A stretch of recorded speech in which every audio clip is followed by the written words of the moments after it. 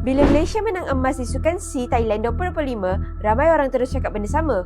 Pemain jadi, rezeki hari itu. Tapi aku nak tanya kau satu soalan jujur.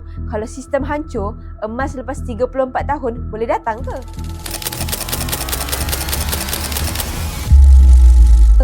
Sebab emas di Thailand 2025 tu bukan titik mula kejayaan sepak takraw Malaysia. Ia titik kemuncak kepada pembaikan sistem yang dibuat bertahun-tahun sebelum tu. Untuk faham emas Thailand 2025, kau kena patah balik beberapa tahun ke belakang. Waktu tu, sepak takraw Malaysia bukan tengah bincang soal prestasi. PSM dalam krisis serius. Ahli gabungan berpecah.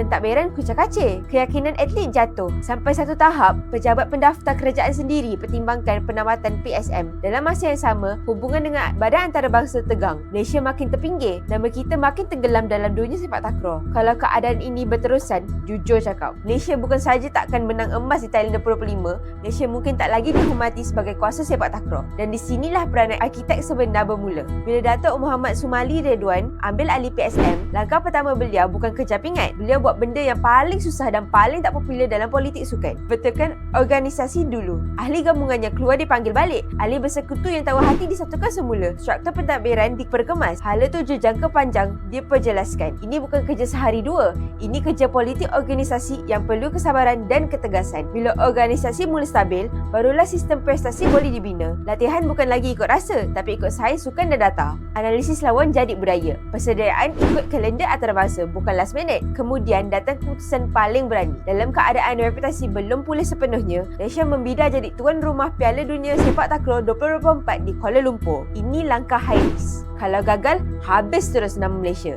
Tapi yang berlaku sebaliknya. Piala Dunia 2024 diiktiraf oleh International Sepak Takraw Federation sebagai kejohanan dunia paling berjaya setakat ini. Dan inilah turning point sebenar. Piala Dunia 2024 bukan sekadar kejohanan. Ia pemulihan maruah, keyakinan dan kedudukan Malaysia dalam sistem dunia sepak takraw. Tanpa fasa ini, mental dan emosi pasukan yang turun ke Thailand 2025 takkan pernah cukup kuat. Sebab itu, bila Malaysia masuk Sukan C Thailand 2025, pasukan ini tak bawa beban kegagalan 34 tahun. Mereka bawa sistem, mereka bawa persediaan, mereka bawa keyakinan yang dibina lama. Dan emas itu akhirnya datang bukan sebab nasib, tapi sebab asas sudah betul. Jadi bila orang tanya aku siapa arkitek sebenar di belakang kejayaan sepak takraw Malaysia menambahkan kemarau 34 tahun emas Sukan C Thailand 2025, jawapan yang jelas. Bukan seorang pemain, bukan satu perlawanan, tapi kepimpinan yang berani masuk ketika semua orang keluar, betulkan sistem ketika semua orang salahkan atlet, dan sabar bina asas ketika orang lain nak hasil cepat. Sebab itu, emas Thailand 2025 bukan kemenangan satu perlawanan, tapi bukti bahawa reformasi pentadbiran akhirnya diterjemah menjadi kejayaan di gelanggang. So, aku nak tanya kau, kalau sepak takraw boleh bangkit macam ni,